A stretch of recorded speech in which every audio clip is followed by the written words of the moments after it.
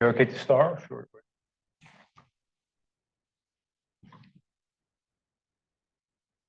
Does it work, the pointer?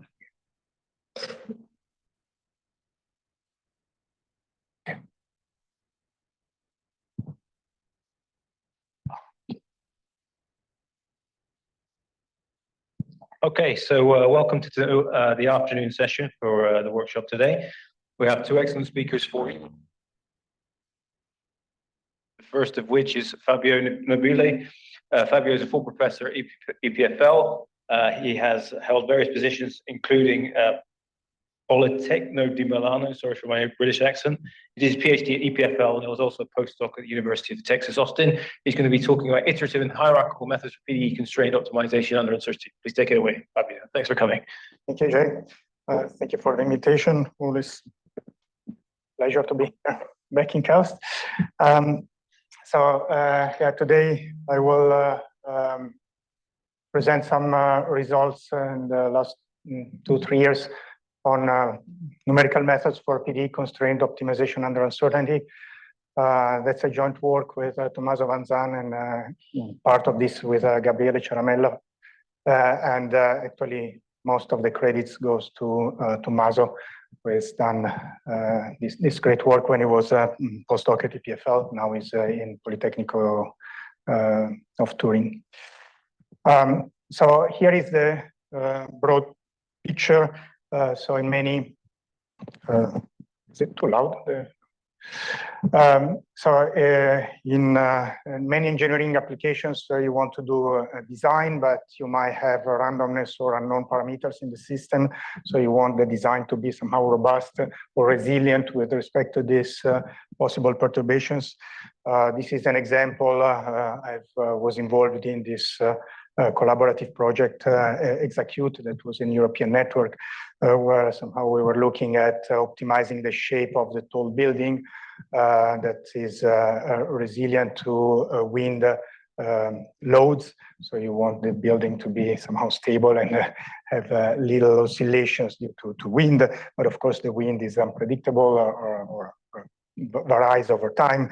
So you might write some stochastic models for the wind load on the building, and then you can solve the big CFD equations around the building to compute the aerodynamic loads. And then you want to design the building in a resilient way with respect to this random wind conditions. So as I said, this is a broad picture and vision, but actually in this talk I will be much, we look at a much simpler problem, and the simpler problem is the one of a mostly linear-quadratic optimal control problem constrained by a partial differential equation that has some random components. And what I would like to discuss is how this problem can be solved efficiently from the, if you wish, numerical linear algebra point of view. So we have actually looked at a full approximation of this type of problems, which lead at a huge linear or nonlinear system to solve that involves many solutions of the PDE. If you, let's say, if you do Monte Carlo approximation with respect to randomness, you will have many forward PDEs as well as many adjoint PDEs when you use gradient type methods, coupled with some sensitivity or optimality conditions. And the question is, can you really solve this huge linear or nonlinear system in an efficient way? So I will discuss some preconditioners for, so in the case of linear-quadratic optimal control problem, you end up with a linear system to solve. That's why this problem is particularly nice. And then in that linear case, you can look at possible preconditioners that are robust with respect to the different parameters that enter, for instance, the variance of the randomness, as well as some regularization parameters that you have to put to have a well-posed optimal solution. So I will discuss preconditioners, and I will also present a multigrid solver for this type of PDE-constrained optimal control problems. And then the original goal was also to discuss some hierarchical approximations. So let's say multi-level or multi-index approximations that can be done for this type of optimal control problems. I have to say that I have put way too much stuff in my presentation, so I think I will do some random selection topics on the ways. So let's see how far I can go. Okay. So as I said, the model problem I will mostly discuss in this talk is this one, where we have a state variable y, which depends on some random parameters that are denoted omega. This state satisfies a linear PDE, which I write here in weak form. So again, A omega is some bilinear form, think of a diffusion equation, for instance. And have some right-hand side, and the right-hand side has some fixed term f and some variable term u, which is the term that you want to optimize. And you want to optimize to minimize some cost functional. And here, again, is a very simple cost functional of tracking type. So you want the state to be as close as possible to some given target state yd. So again, y is a function, so yd is also a function. So we measure this discrepancy in, let's say, L2 sense in the physical domain. But since omega is random, because it depends on the randomness in the PDE, this quantity is random, so we have to take some statistics of it, and the simplest is just the expected value. So when you minimize this expected cost, which is the L2, the physical space L2 distance between the state and the target. Now, to have a well-posed problem, we have to add some regularization, which is this term here. So we penalize the L2 norm of the control U that appears in the PDE by some parameter nu. And you could also, this has been proposed in some work, you could also add some extra penalization of the variance of the state. So you want the state to fluctuate as little as possible with respect to the mean. So this is another penalization that has been proposed with parameter gamma. So here the setting is that the PDE is set in some Hilbert space V. If we work with elliptic second order problem, this typically will be H1 or H10 if you have boundary conditions. And the key point here is that U, the control or the optimal design here is a function. So this is a distributed control. And is deterministic because we want to determine this control beforehand, and so that it is robust with respect to all possible realizations of the randomness in the system. And I will assume that everything here is nice. So this bilinear form is continuous and coercive in the space V with some constant that may depend on the randomness, but actually these random variables A max and 1 over A mean are integrable, square integrable, and possibly more, have finite moments of some order. Yeah, so exactly. The assumption that I make is that those A mean and max are either constants or random variables that have some nice integrability. F is an L2 function, so setting we have a unique solution for each omega. So the y as a random process is in a square integrable with values in V, and then this linear quadratic problem has a unique solution in L2. A typical example would be to look at the diffusion equation with some random coefficient, diffusion coefficient that you could be expanded in series, like a coronal of expansion. So maybe of a log normal type. So K is the exponential of a Gaussian field that you expand and truncate up to some level. So we want to approximate this problem to solve numerically to find numerically the optimal control. So for the PDE, I consider Galerkin type approximations. So let's say finite elements to make it easy. So we take a finite dimensional subspace of our functional space V, and we project the equation in this subspace. So we find a discrete function YH, and we have to choose also a finite dimensional space for the control. For the approximation in probability, the idea is to replace the expectation with a quadrature formula. So we evaluate any random variable in a set of points with some weights. So this quadrature formula could be either Monte Carlo, if you draw points randomly and you take uniform weights, or if you have parameterized the probability space with a sequence of random variables, then you can do other things. Could be a quasi-Monte Carlo, could be a Gaussian quadrature or some standard quadrature formula in the different random variables. One key point is that we would like to have positive weights in this quadrature formula. The reason is that our original problem, linear quadratic, is nice and convex, but if we replace the expectation with a quadrature with possibly negative weights, we might lose this convexity property. So this then makes some drawbacks somewhere else. So now I can write a fully discrete optimal control problem where, again, I put H everywhere. So all quantities now live in a finite dimensional space. And I replace the expectation with this quadrature, E hat. So these quantities are only evaluated in a finite number of points in the sample space. Okay, so then this is a fully discrete system that could be solved numerically. So what is the structure of this system? So actually, again, as I said, this is a linear quadratic control. So we can compute the gradient of this cost functional, and this we will end up with a linear system, actually in very big size. So I can write a Lagrangian here, which has the original cost plus the constraint with a multiplier, a Lagrange multiplier P, and then if I take variations of if I look at the stationary point of this Lagrangian, I will end up with a classical set of equations.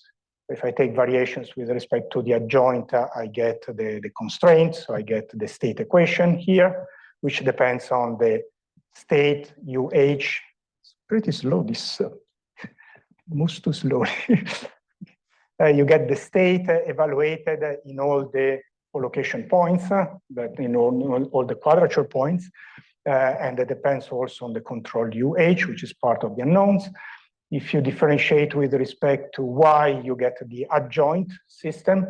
So here you get the same bilinear form, but in the reverse order. So the transpose of the operator, or the adjoint of the operator, and then you have the derivative of the terms here that involve Y.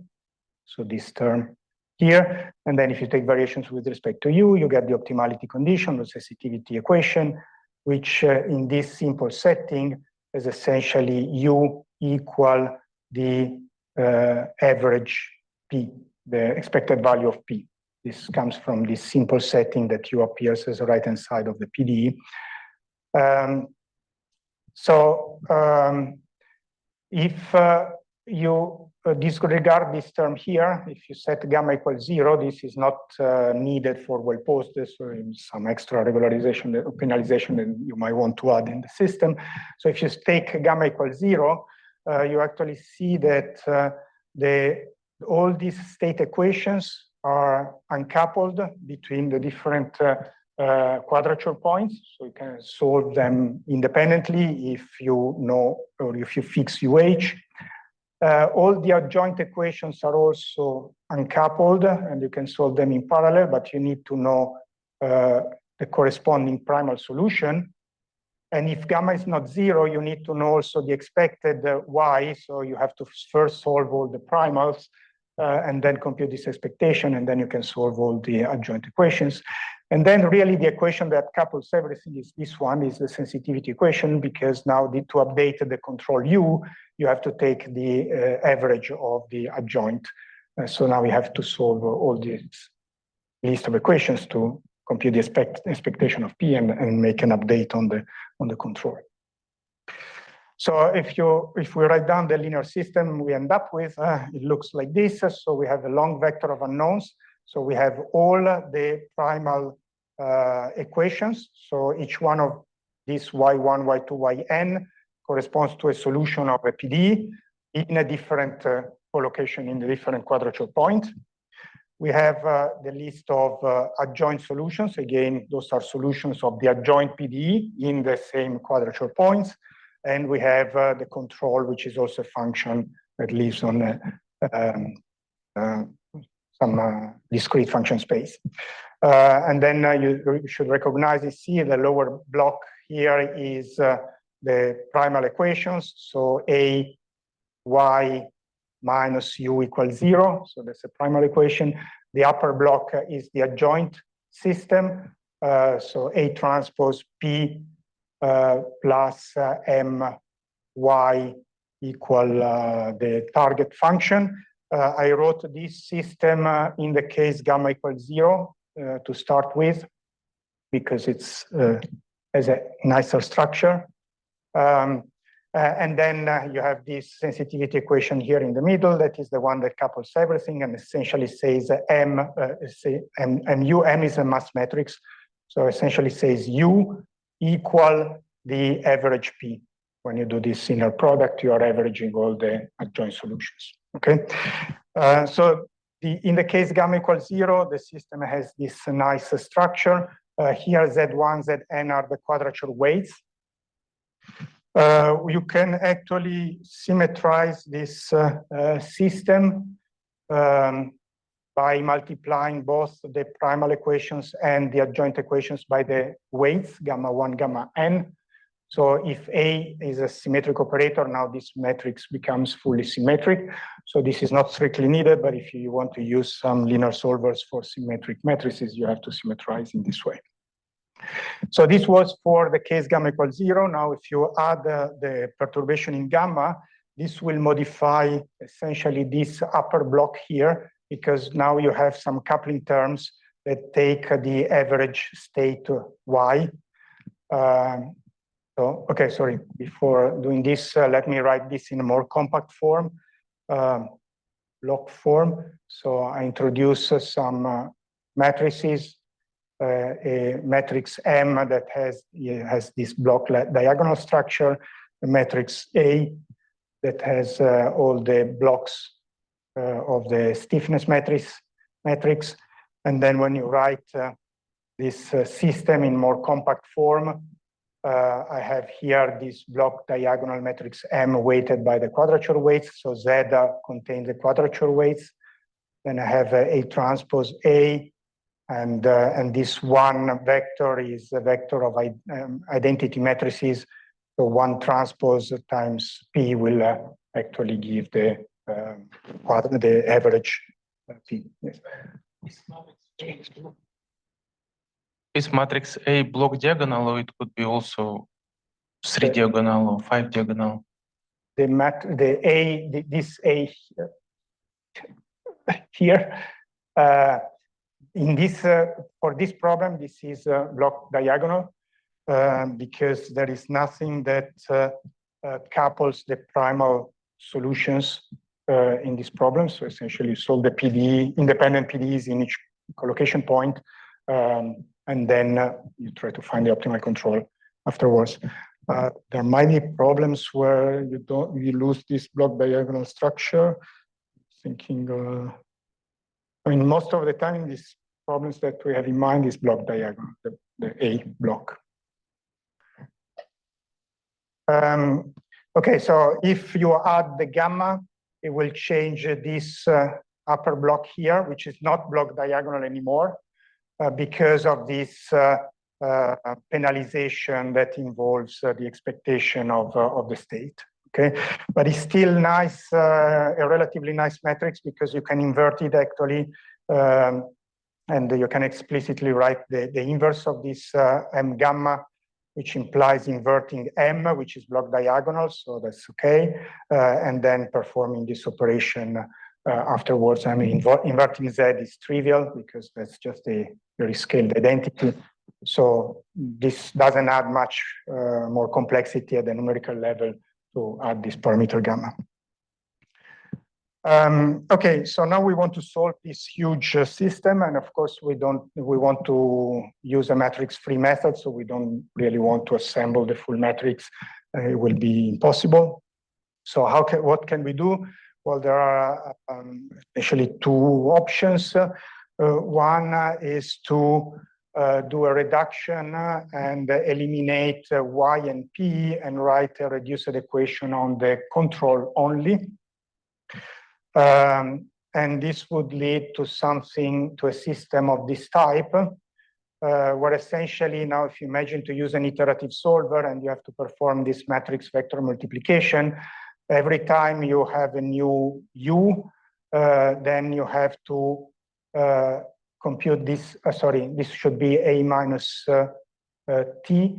So you have to compute n adjoint solutions, then n primal solutions, and then do this. No, that was the other way around, sorry. This one should be a minus t.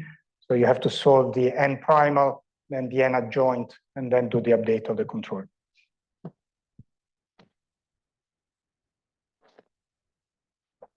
Just technical details. Matrix AJ, they're sparse, yes?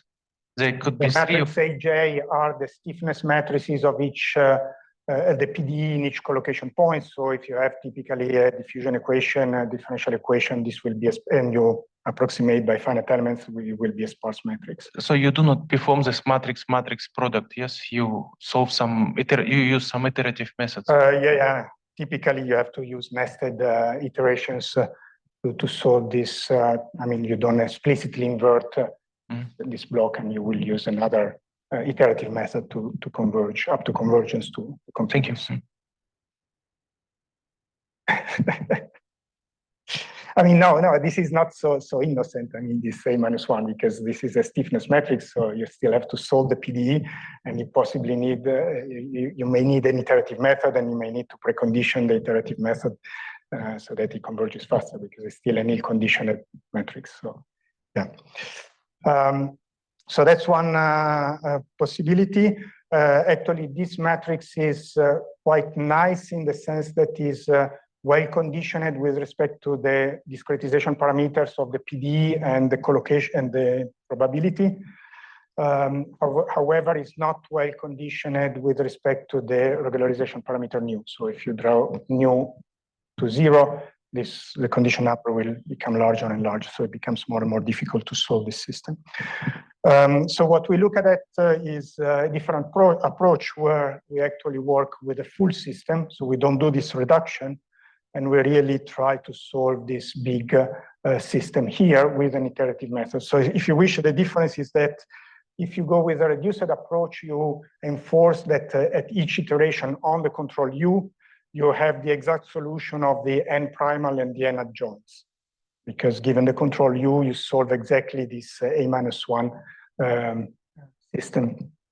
Whereas in the full approach, this is not the case. I mean, only asymptotically you will solve the two PDEs, but at each iteration, the solutions that you get for Y and P might not be an exact solution of the PDE.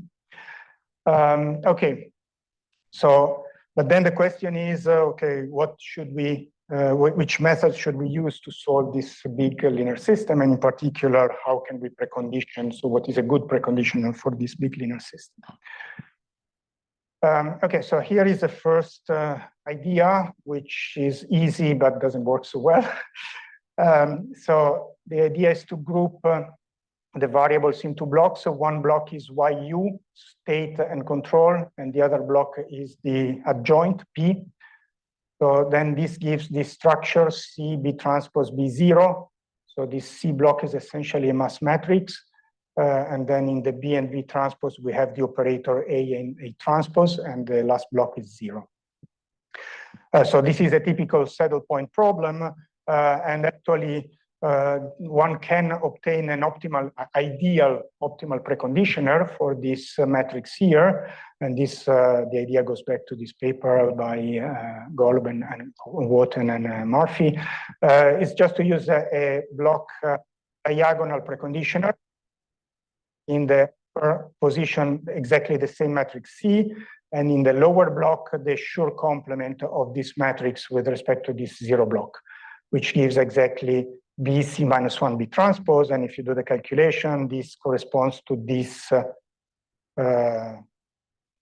matrix here. So Now you want to apply this preconditioner. Well, inverting C is relatively easy because those are mass matrices and those are block diagonal if gamma is 0.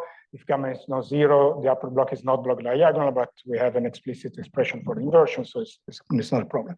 The problem, of course, is the Schur complement, because inverting the Schur complement is not at all easy, in particular because of this term here. So if this term wasn't there, that would be nice, because we have to invert this matrix here. It means we will have to compute A minus T, M, A minus 1. That means a sequence of forward PDEs and then the sequence of backward of adjoint PDEs. But we have this extra term here, which messes things up. And then the question is what to do. So inverting this, solving a linear system with this matrix S is essentially as complex as solving the initial one. So what you want to do is to approximate this with something easier, but then the question is whether the approximation is still a good preconditioner. Good, so easy idea. Let's throw away the bad term, which is this one, and keep only the easy term, which is this one. And then, of course, you want to further replace A and A transpose with something with optimal preconditioners for A transpose. So whatever preconditioner you would use for your finite element solver. So we did some analysis for this preconditioner.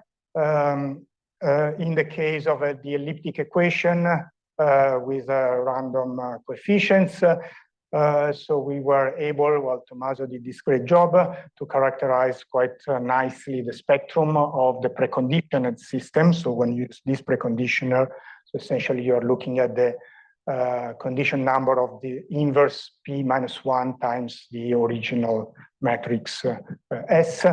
And what we see is a nice dependence. So you see that the preconditioner is quite robust with respect to the discretization parameters.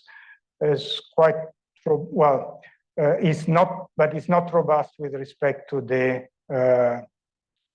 regularization parameter nu here, because you have a 1 over nu. So if nu goes to 0, then the spectrum becomes larger and larger.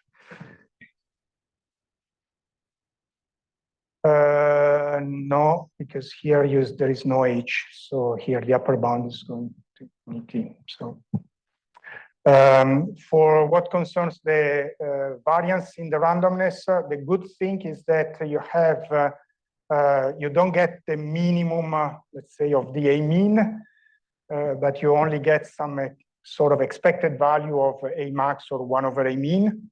So then this could work also with unbounded randomness. I mean, if you don't have uniform coercivity. But of course, if this expected value becomes larger and larger, so the variance of the noise increases, then you will have some degeneracy in the spectrum. Yeah, so this is somehow the summary. So this is a numerical test. We have chosen look at it 2 different cases. One is a log normal. Again, the exponential of the normal here is truncated with only 3 random variables, so it's still a very toy problem. The other is a log uniform, so it's exponential of some expansion with uniform random variables. So the first one is uniformly coercive, the second is not. And these are tests in different settings. I would say the more interesting one is the first, where we progressively decrease the regularization parameter. And you see that the actual number of iterations of the linear system increase quite dramatically. Now, this I think is, yeah, this should be the number of iterations. No, sorry, this is the difference between the minimum and maximum eigenvalue of the preconditioned system. So here you see that the spectrum is actually so increasing. With respect to the variance in the noise, things works actually much better. So even in the log normal case, the spectrum stays quite nicely bounded. And with respect to the number of collocation points, so M is the number of, here we use the quadrature, Gaussian quadrature, and M is the number of points in each variable, which is either 3 in this case and 4 in the first one. And you see that also it remains nicely bounded. So it's quite robust with respect to all parameters, but the regularization parameter mu. Okay.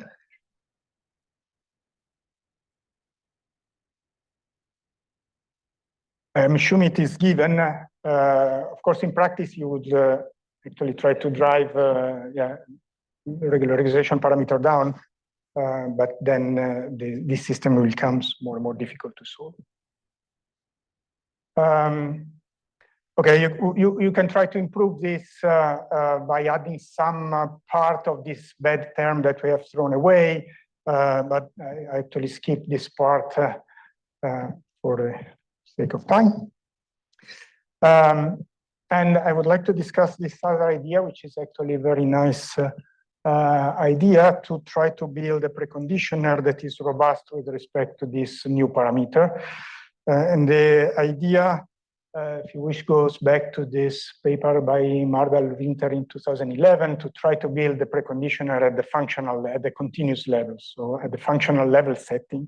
So what does it mean to build a preconditioner at the functional level setting? Essentially means to try to change the inner product in your spaces so that you have a condition number at the continuous level, so a ratio between the continuity and the coercivity constant, or the in-sup condition, in this case it's a saddle point problem, that is uniformly bounded with respect to the parameters of interest that you're looking at. So in practice, so if you have an equation tau x equal f, where x lives in some Hilbert space V, which has a base norm V, and the operator goes from V to V star. And in this setting, the problem is ill-conditioned in the sense that the condition number, so the ratio between the norm, the product of the norm of T and the norm of the inverse, blows up with respect to the parameter when you drive the parameter to 0. Then what you try to do is to change the inner product by taking an inner product that is parameter dependent, so that when you work with this new inner product, you get something that is of 1. You get a condition number that is of 1.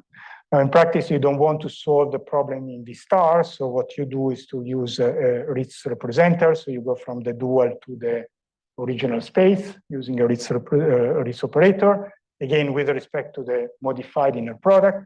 So now you solve this equivalent problem in V with the Ritz representer, and now you discretize this with your whatever finite elements or Galerkin, and the matrix representation of R will be your preconditioner. So the matrix representation of T gives your matrix coming from the finite element representation, and the matrix representation of R in this with this modified inner spaces inner product gives your preconditioner. Okay. So we try to apply this in the setting, which is not so straightforward because our problem is a saddle point problem, as I showed at the beginning, because of the structure of the optimal control problem. To get the result, we had somehow to relax some conditions. So instead of looking for a control in L2, now we look for a control in a weaker space, H-1, and we penalize the H-1 norm in the cost function. Now, penalizing an H-1 norm is a pain. So in practice, actually, we use, again, the Ritz operator to go back to H1. So in practice, we look for a control in H1, and we penalize the H1 norm of the control. But this means that in the PDE, when we have to apply the control here, again, if you work in H-1, this will be a duality pairing between the control and the test function.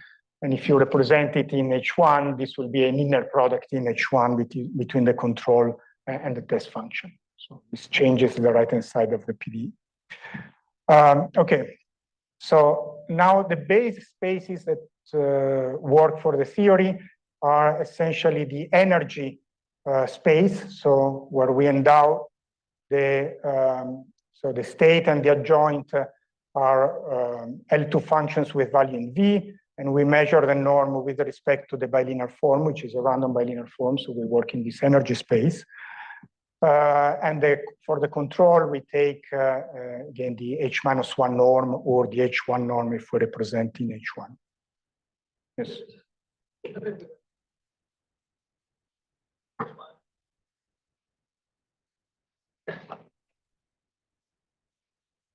Okay. Oh, you have to use it too. For the theory that I'm presenting here, we were not able to get this operator preconditioning by taking the control in L2. Okay. No. Sorry. Tommaso did most of the computations, so I'm not able right now to pin down where exactly is the But in point. practice, it works. But in practice, it works if you just redo it in L2 or not? Not even that. Good question. I don't know. Okay. We have I not don't know tried. either. So I think not, because the preconditioner uses takes the H1 norm of U, so puts a stiffness matrix on the control. So then essentially you're enforcing you to be in H1. okay, so just follow up. So does it mean that, for example, you will end up with something that is suboptimal because you're constraining the space somehow? I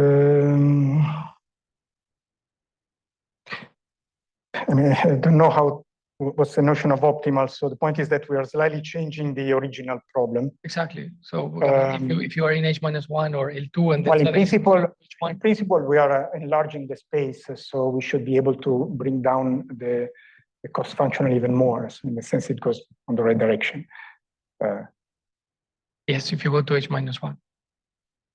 Yeah, but I mean, we work in H-1. That now in practice we represent it in H1. But I mean, it's the solution that we obtain. We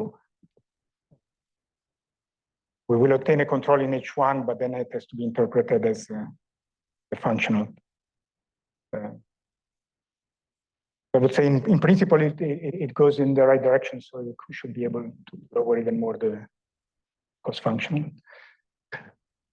Okay. So now we can write the saddle point problem, but at a continuous level. So then we will have, instead of a matrix C, we will have a bilinear form C, which contains, which is again this inner products here.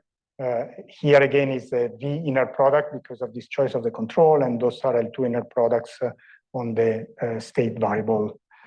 And the B term is the state equation. So again, is the bilinear form minus this V inner product between the control and the test function.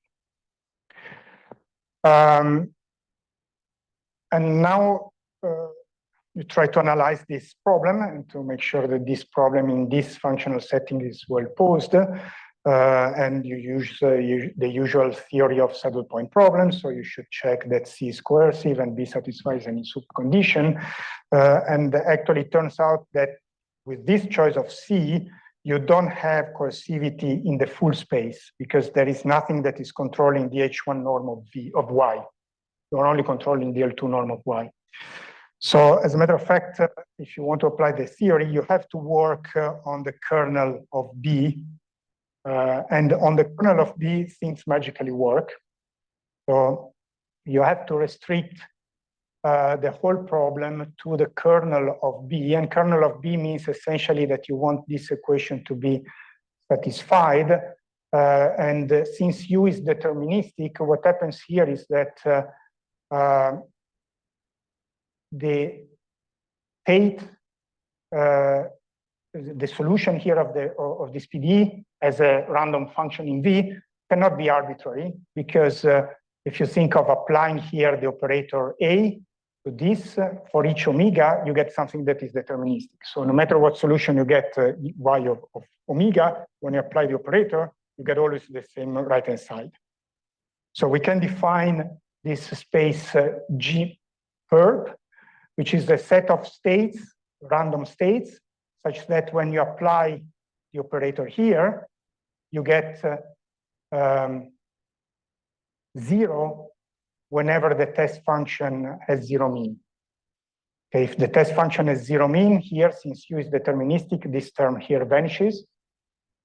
So we can characterize the possible states as those that satisfies this orthogonality condition. So we can say that this is the orthogonal space with respect to this inner product of the space G of function that have 0 mean. And now the idea is to restrict the problem to this space with a state in this G perp. And the nice thing is that this G perp here is actually isomorphic to V being H1, so it's a deterministic H1 space. So it's a rather small space when we restrict to this kernel of V. This means that we can actually work in V, so we can actually represent the whole solution Y with just one function in H1, which would be essentially the right-hand side of the PDE. And we can actually define isomorphism or homomorphism between this G perp and V, which is invertible, and is given actually by this operator here. So if I state a state Y that is in this set here, I can go to V by applying the operator A. Since Y is in this set, when I apply A of Y, I get something that is deterministic. And then I interpret this, and then essentially I represent this object in the, I mean, I use the research, so this will be in V star in the dual, and then I represent it in V by the risk representer. So now it comes the preconditioning part. So we want now to modify the inner products in such a way that we can show this uniform stability. And those are the inner products, the weighted inner products that we have come up with. So for the state, is similar to so for the state, we take this inner product that has here the energy norm, but weighted with the parameter mu here. And then it has this other part, which was already in the original inner product. For the control, we take the V inner product, again, the H1 inner product, weighted with mu. And for the adjoint, we take the energy norm, this time weighted by 1 over mu. Okay? So those are the modified inner products. And with these modified inner products, we were actually able to show that now the bilinear form restricted to this kernel is uniformly bounded, is uniformly coercive with a constant that doesn't depend on mu anymore. And the bilinear form B is uniformly bounded and satisfies an in-soup condition, again with constants that do not depend on mu. Okay, so this is a robust preconditioner with respect to the parameter mu. And again, these constants depend on the amount of randomness that you have, but they still are okay even if you have unbounded randomness, let's say the log normal case, as long as these expectations here are finite, they stay under control. Of course, what is non-standard is that analysis and then the practical implementation to this G perp space, which is not at the end too difficult. I mean, turns out to be doable because again, to make sure that the whole algorithm stays in G perp, we have to use this inverse of this mapping here. And using the inverse of this mapping means that given a function in H1, deterministic function, we have first to represent this deterministic function in H1 as a functional. Okay, this is just essentially the identity, or no, sorry, this is not the identity because we are going from H1 to H minus 1. So this means a multiplication by a stiffness matrix, under stiffness matrix of your finite elements. Then we have to take the adjoint of the expectation operator And this essentially means that now you replicate your solution. So you have a solution in H1, you multiply by the stiffness matrix, you go to H-1, then you replicate this solution in each quadrature point, and you weight by the corresponding quadrature weight. And then you take this and you solve the PDE with this right-hand side. So this achieves this mapping from V to G perp.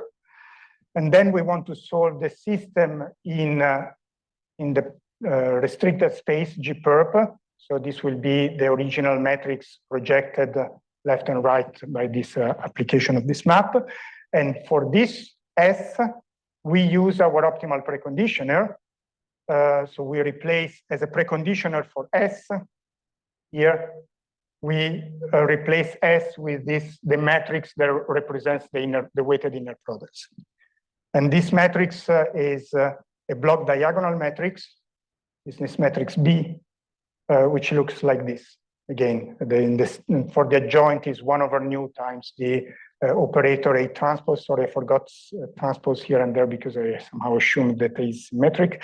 And for the state, sorry, all this analysis actually works for only in the symmetric case because we're using the energy norm as a norm. So at the end of the day, the final preconditioner again will be this surrogate of the matrix multiplied left and right by this projector operator. And this is what we get at the end. All right. So again, in practice, you have to invert a bunch of stiffness matrices on the algorithm, but then you can replace further this action of A-1 with a simplified version of it. Or instead of, so this is a block diagonal matrix in each collocation points. You could decide just to use a mean matrix A0. So replace with always the same matrix, and then you will spare computations, or do some iterations of a stationary iterative method to get an approximation for this A-1. So we can further approximate this preconditioner. Those are the two practical algorithms. So either replacing the A-1 with just A0-1 blockwise, always the same matrix, or do some iteration of a stationary method. And these are the results that we obtained in some, again, fairly simple examples. And what is really nice here is that now we can draw nu almost to zero, and the number of iterations stays nearly constant. Okay, and also with respect to the variance in the noise, well, if you just replace the A-1 with mean, you are not very robust with respect to the variance. So the number of iteration increases when the variance increases. If you do a better approximation of this A-1, then you stay bounded also with respect to this variance parameter. Okay, I don't know how I'm going with time. Okay, so I guess, well, you can choose actually between those 2 points. I think I will go with a multigrid, which is also a nice idea. So that will be alternative to essentially this precondition or another method to solve this system here. But again, this works in a more restrictive setting. So the problem is again the same with this quadratic control with the linear constraints.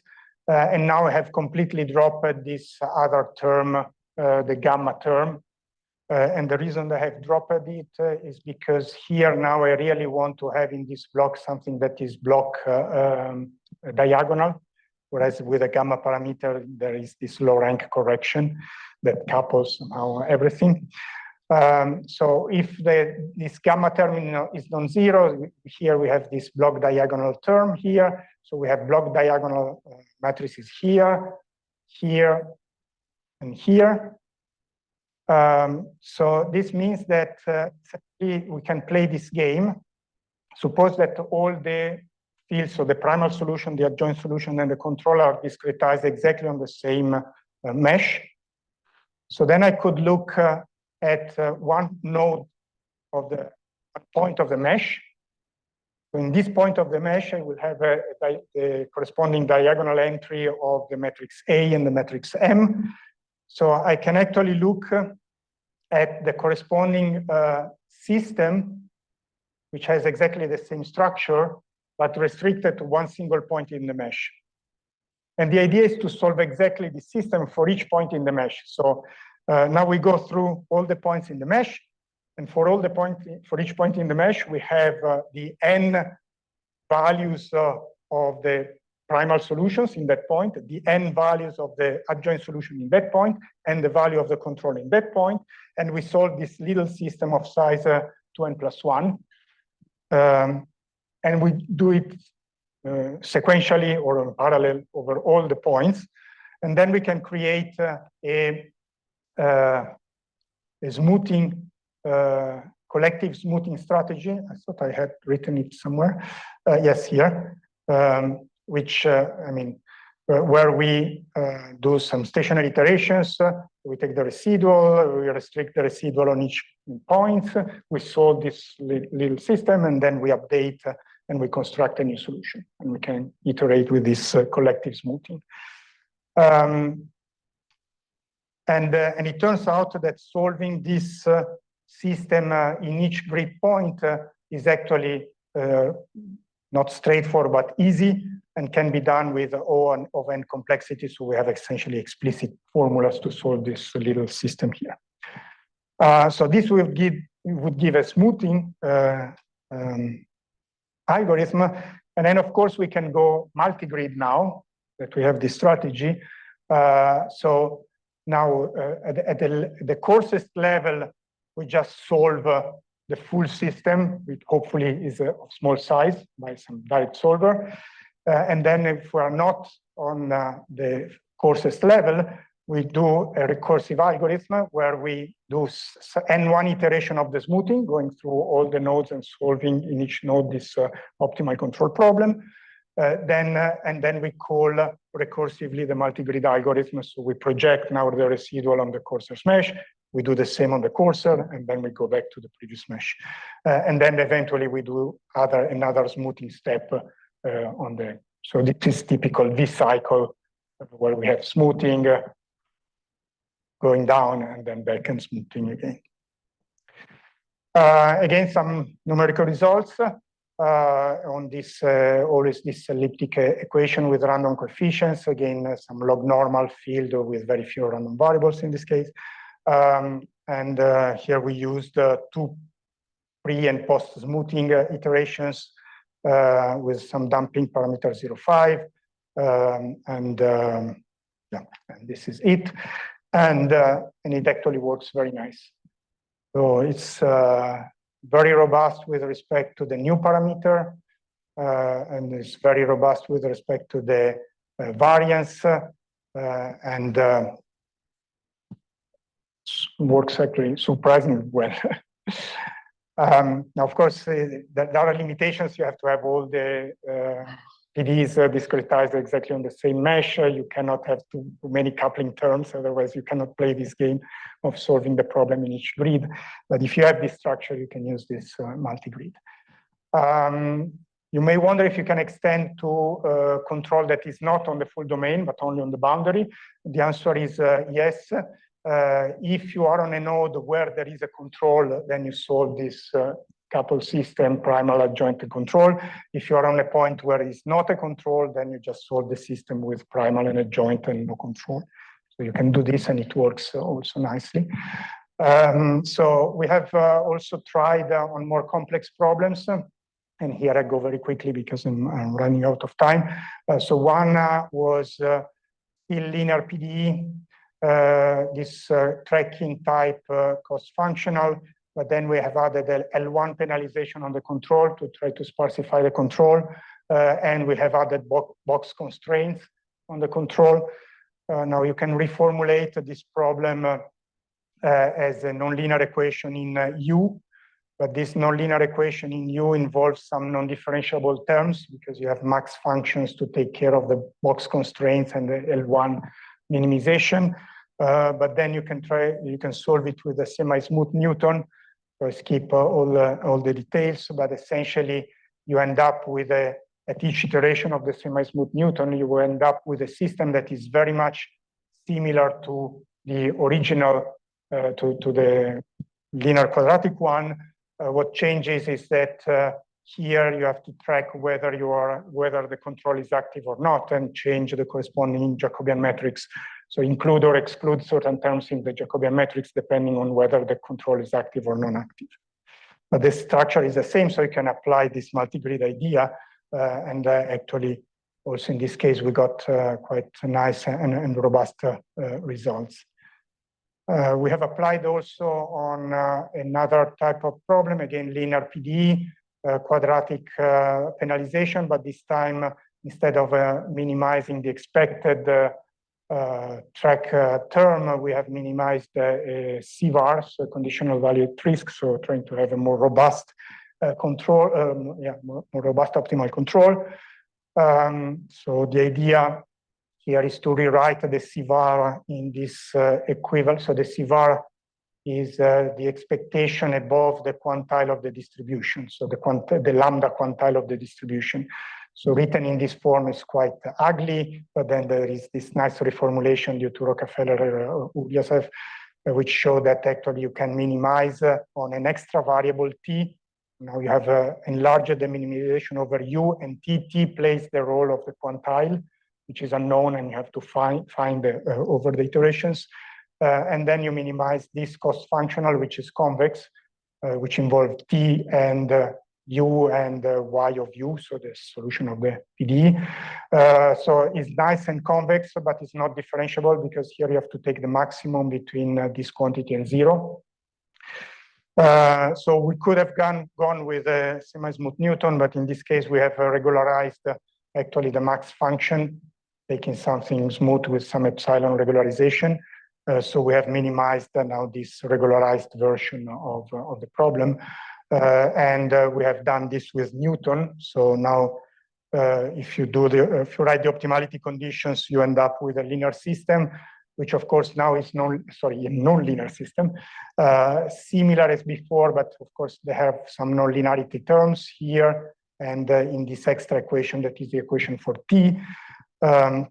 And now you can solve this with Newton. Now you could solve with this Newton on the enlarged system, including t, but the problem is that the regularized max function has still some linear part. It depends on the regularization that you do, but there's still some linear part or nearly linear parts, which means that when you compute the Jacobian, it might become singular because of this. So we actually ended up using a nested approach where we separate the variable YUP on one side and T on the other. So we write this as two sets of equations, one for YUP and the other for T. And then the idea is that we use nested iterations. So for each T, we solve F1, which has exactly the form of a standard optimal control problem.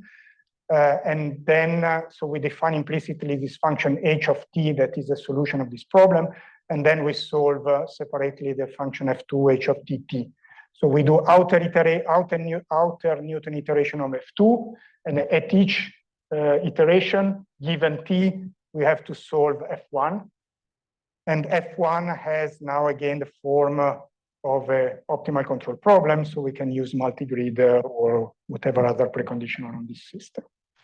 And again, the results that we have observed are quite nice and robust with this multigrid strategy. Okay, I stop here. And I thank you for your attention. Thank you very much, Fabio.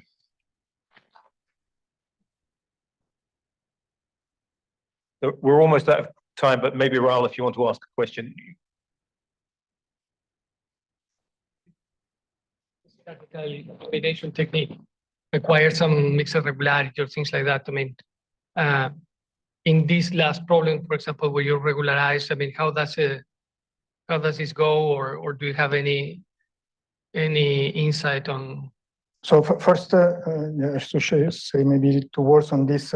So this was for an upfront discretization of the system in space and the probability quadrature, and then you try to solve this big system. So one of the questions is how to do a hierarchical approximation there without messing up with the convexity. So what the part that I have skipped, what we have done is actually solving optimal control problems on different combination of spatial grid and quadrature, and then you recombine them a posteriori with a combination technique on the control. So what we end up solving every time is an optimal control problem on a fixed grid, and that has a nice structure and so on. Now, analyzing the combination technique is a pain, even for a simple problem. So we don't have a full theory, but we are working, and then Tommaso had some great ideas on how to show some results, at least in simple settings. So for the linear quadratic, we're almost able to prove that you do have the nice mixed regularity. When you start messing up and you go with CVaR and so on, most likely you don't. So yes, this still remains. I think we'll finish here because we're already over time. Thank you so much again for your talk.